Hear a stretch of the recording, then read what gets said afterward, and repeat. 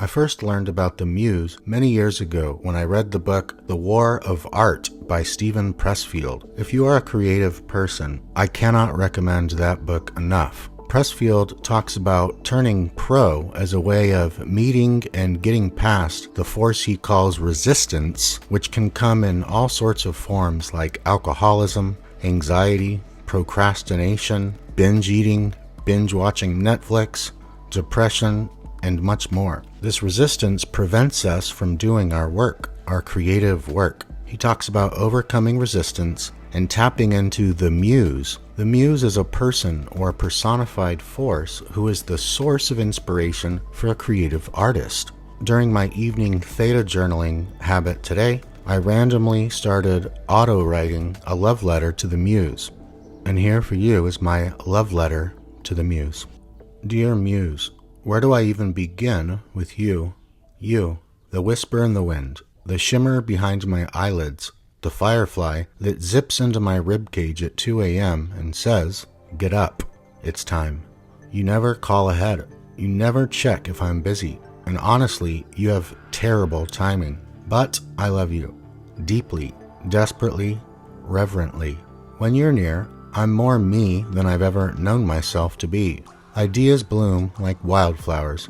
Even the dust on my bookshelf starts to look poetic.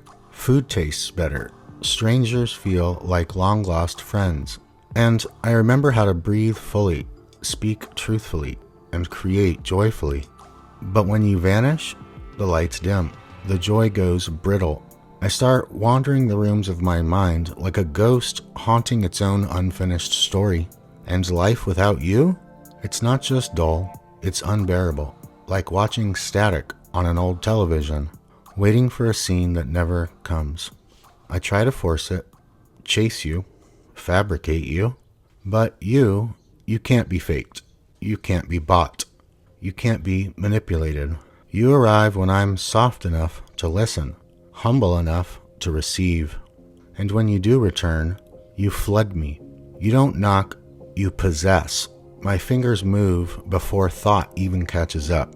You rearrange the furniture in my soul and throw open all the windows.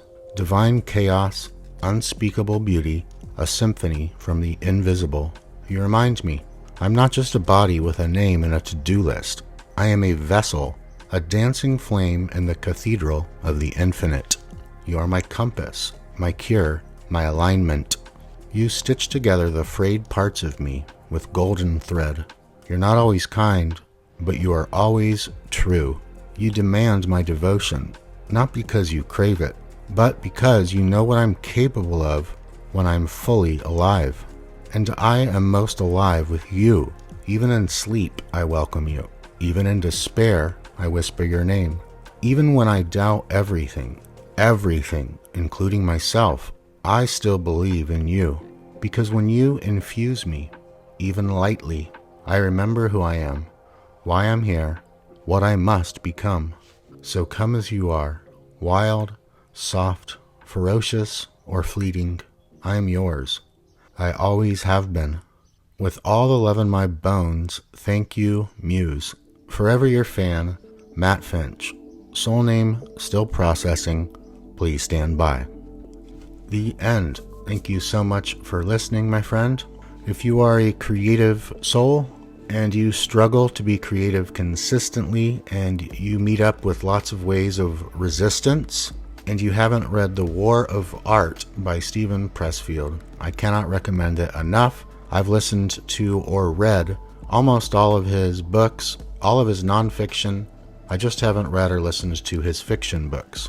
So thank you, Steven Pressfield, for training me on how to overcome resistance, turn pro, and dance with the Muse. And subscribe if you're new here, because, as you can probably tell, you're not going to find another YouTube channel quite like this one. Thanks so much, take good care of yourself, and I'll see you next time.